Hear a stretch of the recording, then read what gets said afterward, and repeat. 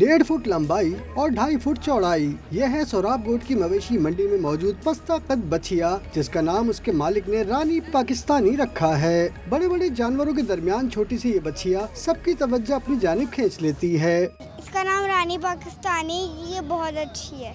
इसका नाम रानी पाकिस्तानी है और ये बहुत अच्छी क्यूट भी है। इसका नाम रानी पाकिस्तानी है और ये बहुत प्यारी और मारती भी नहीं है। रानी पाकिस्तानी की खिदमत करने वाले शख्स का दावा है कि रानी सिर्फ दूध मलाई खाती है। ये इसका है नाम रानी पाकिस्तानी और ये खाती है प्योर मक्खन, मक्खन के अलावा कुछ नहीं खाती। पाकिस्तान की सबसे छोटी क्वीन का टाइटल मिला इसको। मंडी में आने वाले शहरी इस खूबसूरत बच्चिया को देखकर महजूज होते हैं और इसके साथ सेल्फी लेना नहीं भूलते। कैमरामैन शामिर के साथ महराज अख्तर, डॉन न्यूज़, कराची।